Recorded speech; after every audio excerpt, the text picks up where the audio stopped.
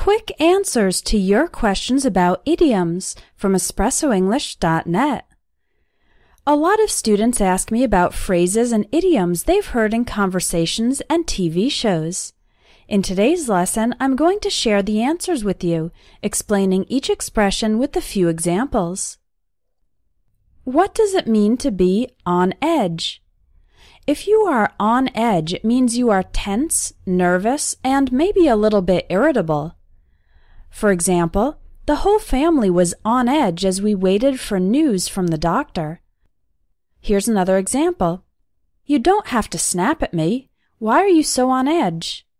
To snap at someone means to say something to that person quickly and angrily. People usually snap at others when they're nervous or tense. So in this case, I'm asking the person, why are you so on edge? Why are you so nervous, tense, and irritable? One more example. Our community is on edge due to the recent surge in violence. In addition to an individual being on edge, we can also say a community or even a country is on edge. Everyone in general is tense and nervous. Here's the next question. What does it mean for someone to have a breakdown?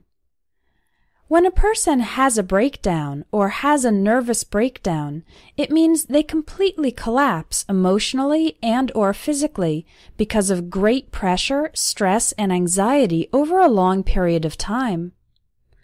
For example, he was working 3 jobs until he had a breakdown and needed to be hospitalized. If my kids get into any more trouble, I think I'm going to have a nervous breakdown. Here's our next question. What does it mean to say all bets are off?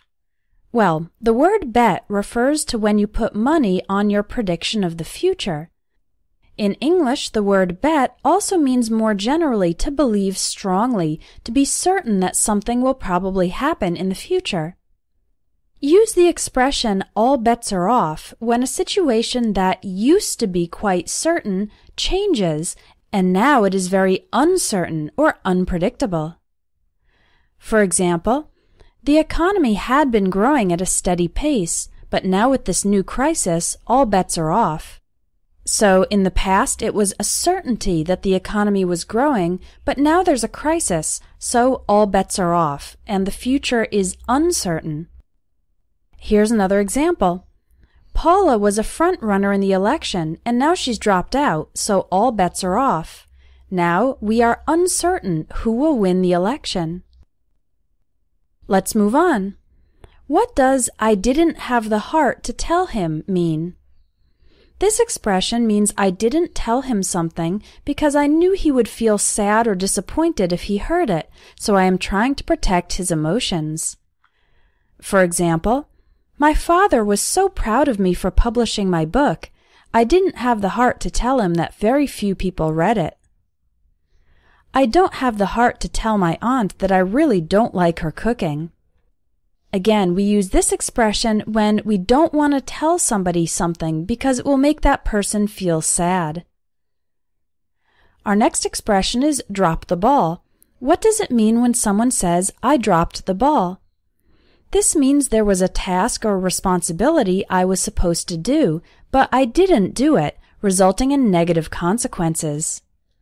For example, I can't believe you missed the deadline to apply for the scholarship. You really dropped the ball on that one. Nobody likes working with someone who constantly drops the ball. It's impossible to depend on them for anything.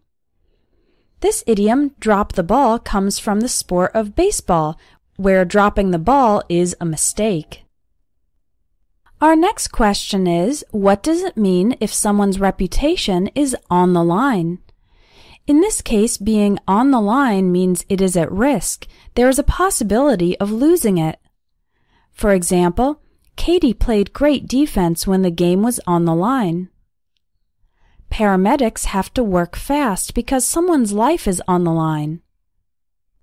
And our final question is this: what does it mean to have a knack for something? There are 2 possible meanings.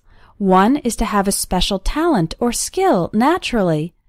For example, these cookies are delicious. You have a knack for baking. I'm so jealous of people who have a knack for learning languages quickly. To have a knack for something can also mean to have a tendency or a habit of doing something. For example, my dogs have a knack for making a mess of the house.